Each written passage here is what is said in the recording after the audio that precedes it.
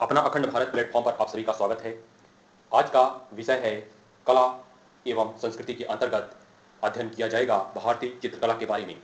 भारतीय चित्रकला के बारे में बताया जाएगा महत्वपूर्ण तथ्य अर्थात स्मरणीय तथ्य। मेन पॉइंट को बताया जा रहा है।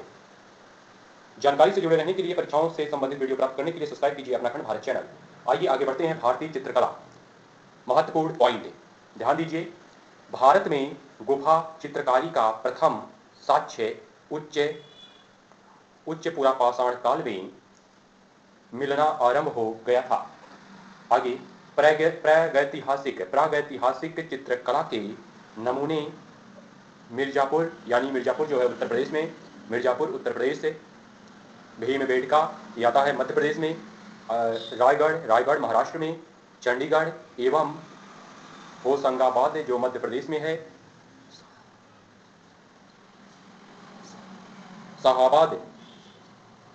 शाहाबाद जो आता है बिहार में है, आदि से प्राप्त हुए हैं। तो इन जगहों से प्रागैतिहासिक चित्रकला के नमूने प्राप्त हुए हैं।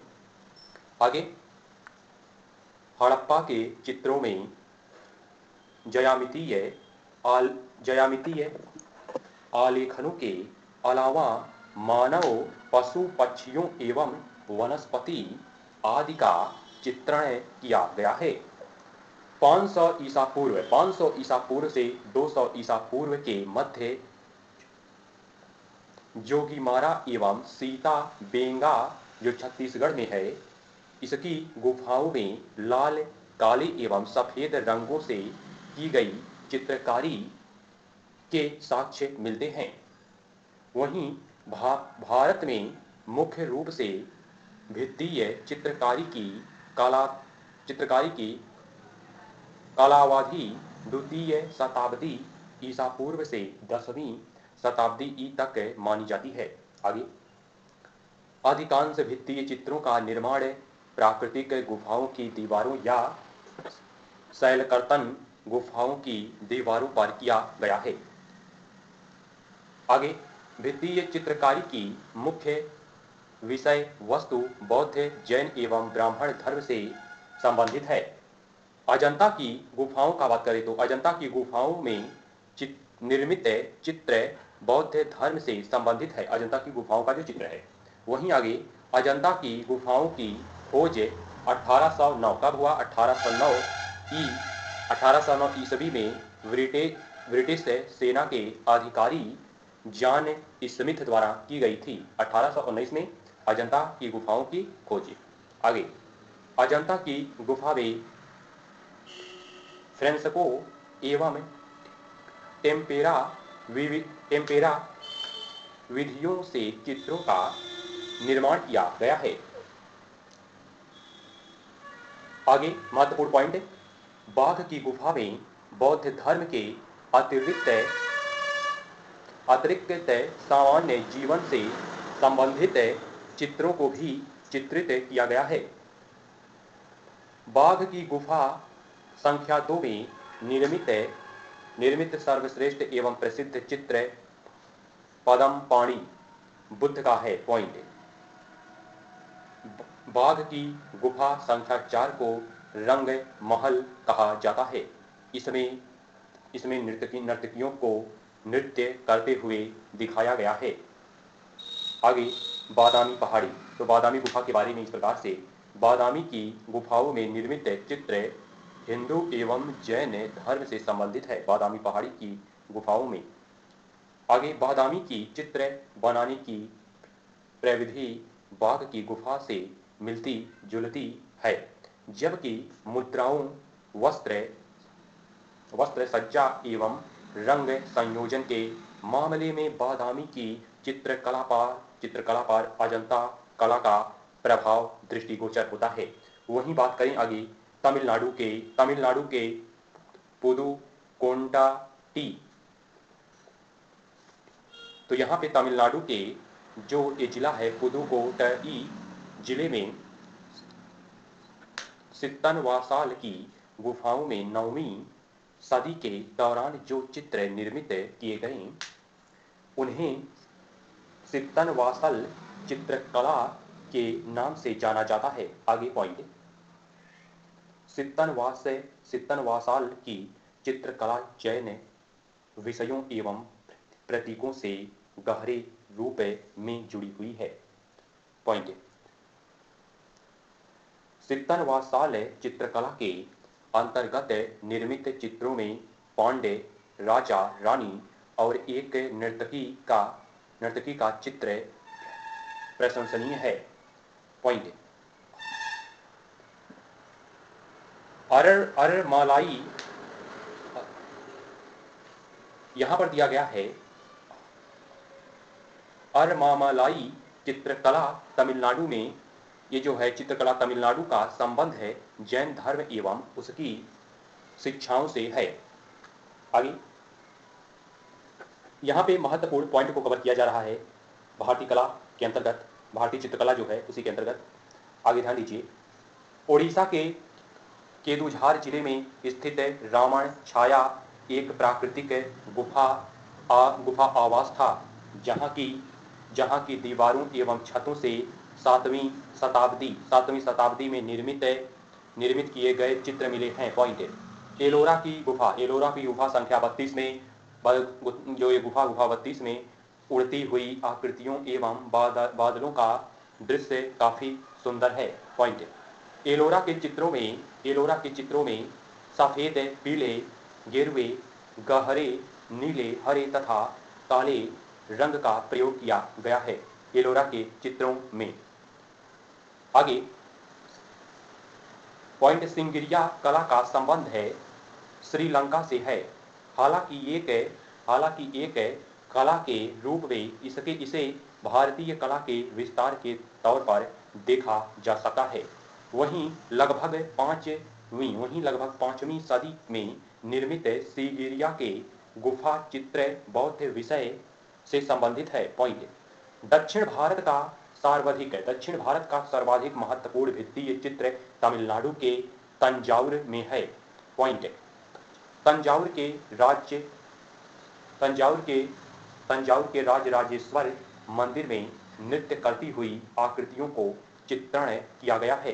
ध्यान दीजिए, पॉइंट, भारत में भित्तीय चित्र की अंतिम श्रृंखला हिंदूपुर के निकट लेपाक्षी मंदिर में देखने को मिलती है। आगे लेपाक्षी की चित्रकला में शैव तथा धर्म निरपेक्ष विषयों को चित्रित किया गया है। पॉइंट, सम्रांगण सूत्रधारा वास्तुशास्त्र की एक प्रसिद्ध पुस्तक है। पॉइंट, लघु चित्र ऐसे चित्र होते हैं जो ताड़पत्रों, वस्त्रों अथवा पुस्तकों के आवरण पृष्ठों पर चित्रित किए जाते हैं। पॉइंट, भारत में लघु चित्रकला के सबसे प्राचीन उदाहरण पूर्व भारत के पाल वंश के अधीन 11वीं से 12वीं सदी के मध्य देखने को मिलते हैं। पॉइंट, पाल चित्रकला शैली से जुड़े प्रसिद्ध चित्रकार धीमन तथा विठे पाल थे। पॉइंट, पाल चित्रकला शैली का एक प्रसिद्ध उदाहरण बोधलेयन पुस्तकालय ऑक्सफोर्ड जो इंग्लैंड में है, इसमें उपलब्ध है। पॉइंट, 13वीं सदी के पूर्वार्ध में मुस्लिम आक्रमणकारियों द्वारा बौद्ध मठों का विनाश करने के पश्चात पाल कला एकात्र, यहाँ पे जो पाल है, यहाँ पर फिर से इस पॉइंट को यहाँ पे रिपीट किया जाता है, थोड़ा मिस्टेक था यहाँ पे। इस प्रकार से दिया गया है, बताया जा रहा है 13वीं सदी के पूर्वार्ध में मुस्लिम आक्रमणकारियों द्वारा बौद्ध मठों का विनाश करने के पश्चात पाल कला है एकाएक अंत की ओर अग्रसर हुई। पॉइंट, शुरुआत में पश्चिम भारतीय शैली में निर्मित किए जाने वाले चित्र ताड़पत्रों एवं वस्त्रों पर चित्रित किए जाते थे, किंतु बाद में कागज पर भी चित्र बनाए जाने लगे। पॉइंट, चित्रकला की पश्चिम भारतीय शैली में रंगों की विविधता कम देखने को मिलती है। इसमें लाल, नीला या पीला रंग ही प्रमुख है। आगे बात करें तो 15वीं शताब्दी के दौरान चित्रकला की पश्चिमी भारतीय शैली पर फारसी शैली का प्रभाव दृष्टिगोचर होने लगा। उदाहरण स्वरूप कल्पसूत्र की कुछ कुछ सचित्र पांडुलिपियों के किनारे पर बनाई गई चित्र शैली फारसी शैली से संबंधित है। पॉइंट है, पश्चिमी भारतीय पांडुलिपियों में गहरे नीले एवं सुनहरे रंग का प्रयोग भी फारसी चित्रकला का प्रभाव है। आगे मालवा के शासक नसीरुद्दीन शाह खिलजी के लिए हाजी महमूद तथा शाहसवार नामक चित्रकारों ने विस्तान शैली में निर्मित पांडुलिपियों में स्वदेशी शैली के साथ साथ फारसी शैली के समन्वय द्वारा चित्रकला की एक नई शैली के विकास का प्रसार किया।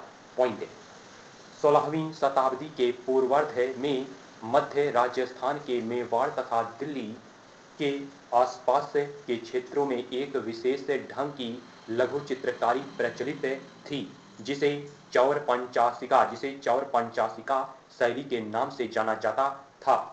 पॉइंट आगे पॉइंट चौर पंचाशिका शैली का प्रतिनिधित्व मुख्य रूप से कुलहकदार समूह हैं, जिसे टोपी बनाने वाले के द्वारा किया जाता था। आगे इन्होंने चौर पंचाशिका जो शैली है, चौर पंचाशिका शैली यानी इसको बिल्हड़ रचित गीत गोविंद एवं भागवत होना चाहिए। यहाँ पे भागवत पुराण को विषय वस्तु बनाकर चित्रकारी की गई। तो यहाँ पे बताया गया चौर पंचाशिका शैली के बारे में कुछ पॉइंट। आगे पॉइंट चौर पंचाशिका चित्रकला शैली शुद्ध रूप से स्वदेशी है यह शैली, तथा यह है पश्चिम भारत की कला से प्रभावित है, जबकि इस पर फारसी एवं मुगल शैली का कोई भी प्रभाव नहीं है।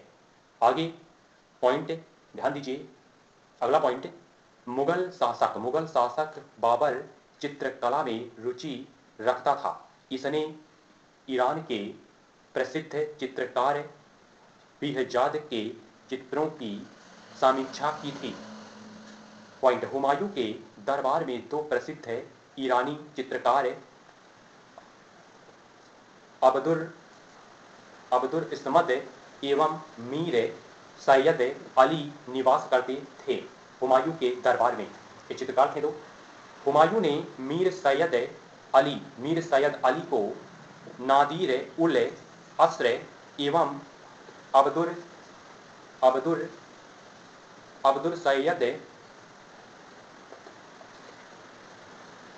अब्दुल सस्मद इनका नाम है जो चित्रकार है, इनको सीरी कमल की उपाधि दी गई थी। हुमायूं के दरबार में ये दो कवि थे। आगे वहीं पर बात करें तो अकबर से पहले मुगल दरबार में चित्रकला की जो शैली विकसित हुई थी उसे ईरानी कला के अंतर्गत हेरात की कलम कहा जाता था। पॉइंट मुगल चित्रकला का विकास स्वदेशी भारतीय शैली एवं फारसी चित्रकला की सफाविद शैली के संश्लेषण के द्वारा हुई थी। आगे मुगलकालीन चित्रकारों ने संध्या एवं रात्रि, यहाँ पे जो मुगलकालीन चित्रकारों ने जो संध्या एवं रात्रि के चित्रांकन के लिए चांदी एवं स्वर्ण रंगों का प्रयोग किया है। मुगल काल के चित्रकारों ने। पॉइंट है, मुगल काल के अधिकतर चित्र कागज पर बनाए गए हैं। इसके साथ ही कपड़े, भित्तीय यानी दीवारों यानी भित्तीय तथा हाथी दांत पर भी चित्रित किए गए हैं। पॉइंट, अकबर ने अपने शासन के प्रारंभ में मीर सैयद अली एवं अब्दुल इस्मद खान की देखरेख में एक शिल्पशाला की स्थापना की थी। अकबर ने इन दोनों कवियों के देखरेख में। आगे वहीं पे जहांगीर का शासन जब आया, जहांगीर का शासन काल मुगल चित्रकला का स्वर्ण युग था। ये जो जहांगीर का शासन काल जब आता है तो इसे माना जाता है जहांगीर का शासन काल मुगल चित्रकला का स्वर्ण युग था। इसने आगा खां के नेतृत्व में आगरा में एक चित्रणशाला की स्थापना की थी जहांगीर ने। आगे पॉइंट, जहांगीर के काल में मुगल चित्रकला पर फारसी प्रभाव की समाप्ति हुई तथा चित्रकला की भारतीय पद्धति का विकास हुआ। वहीं जहांगीर कालीन चित्रकला में रूढ़ियों के स्थान पर वास्तविकता। जहांगीर कालीन चित्रकला में रूढ़ियों के स्थान पर वास्तविकता के दर्शन होते हैं चित्रों में। पॉइंट, जहांगीर काल में प्रकृति का सजीव चित्रण किया गया। पशु पक्षी, फूलों एवं वनस्पतियों का बहुत ही सुंदर चित्रण किया गया है। जहांगीर के समय के प्रमुख चित्रकार उस्ताद मंसूर को पशु पक्षियों तथा पुष्पों के चित्र बनाने में महारत हासिल थी। जहांगीर के समय के प्रमुख पॉइंट यहाँ बताया गया।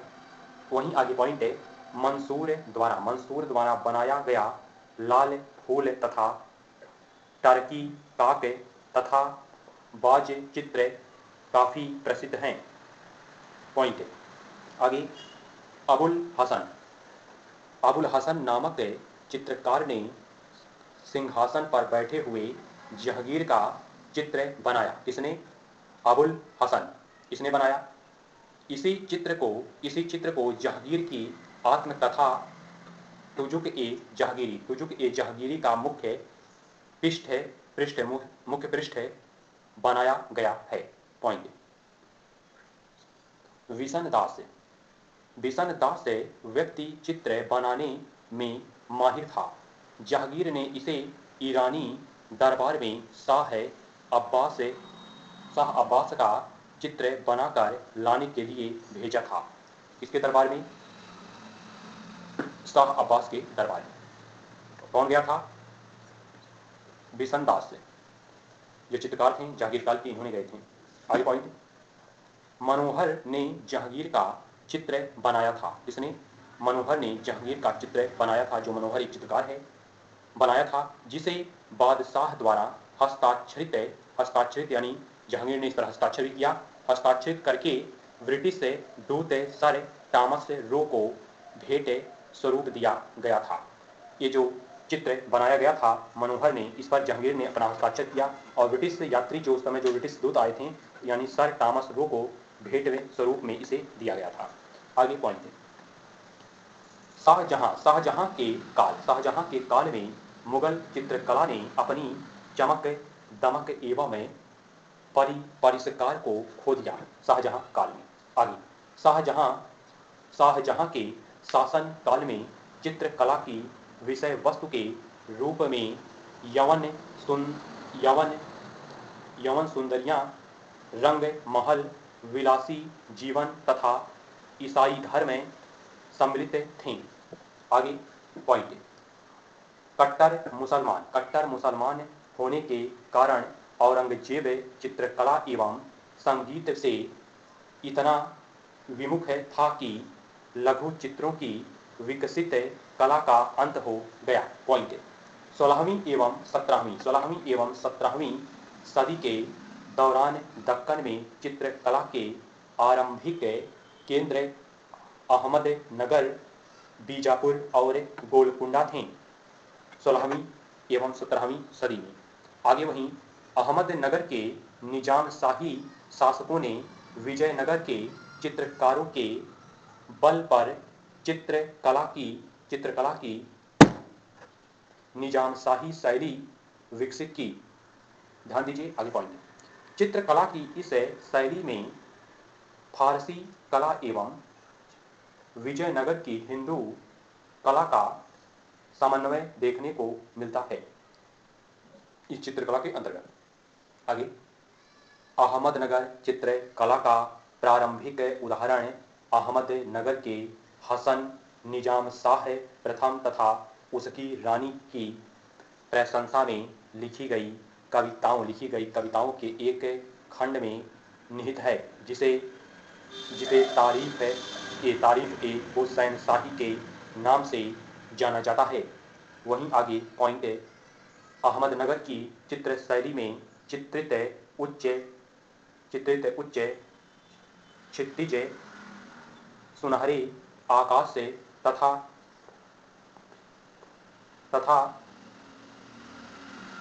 तथा भूदृश्य में फारसी प्रभाव को देखा जा सकता है अहमदनगर की चित्रशैली में।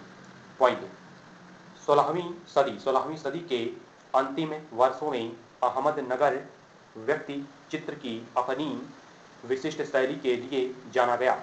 इस चित्र शैली की प्रमुख विशेषता थी, क्या थी? सुदृढ़ रेखांकन तथा चटक रंगों, यानी जो चटक रंग है, ज्यादा चटक रंगों का प्रयोग। तो ये हो गया 16वीं सदी के अंतिम वर्षों में अहमदनगर के अंतर्गत। आगे पॉइंट, नूर मोहम्मद अहमदनगर चित्र शैली का प्रसिद्ध चित्रकार था। कौन था? नूर मोहम्मद अहमदनगर जो चित्र शैली का प्रसिद्ध चित्रकार था। इसने अपने चित्रों में दक्षिणी एवं राजपूत शैलियों का समन्वय किया है। आगे, बीजापुर के शासक अली आदिल शाह प्रथम तथा इसके उत्तराधिकारी इनके जो उत्तराधिकारी हैं इब्राहिम द्वितीय ने चित्रकला को संरक्षण प्रदान किया। पॉइंट, नजूम अल उलूम जो विज्ञान के सितारे यानी नजूम अल उलम नामक एक विश्वकोश को अली आदिल शाह प्रथम के शासनकाल में 1570 ईस्वी में चित्रित किया गया। वहीं आगे बीजापुर का इब्राहिम द्वितीय एक प्रसिद्ध संगीतकार था तथा इसने इसी विषय पर नवरसनामा नामक पुस्तक की रचना की। बीजापुर का यह थोड़ा पॉइंट था। आगे, ऐसी मान्यता है कि रागमाला चित्रकला के अनेक खंडों की रचना भी इसके काल में ही की गई। पॉइंट, गोलकुंडा की चित्रकला पर भारतीय, ईरानी एवं यूरोपीय प्रभाव के चिन्ह स्पष्ट रूप से दिखाई पड़ते हैं। पॉइंट, गोलकुंडा चित्रकला के कुछ प्रमुख उदाहरण हैं, जैसे मैना पक्षी के साथ महिला तथा सूफी कवि की एक सचित्र पांडुलिपि। इस प्रकार से यहाँ पे अध्ययन किया जा रहा है भारतीय चित्रकला के अंतर्गत महत्वपूर्ण तथ्य, महत्वपूर्ण पॉइंट को। मिलते हैं भाग नंबर 2 में। तब तक के लिए इजाजत। जय हिंद, जय भारत।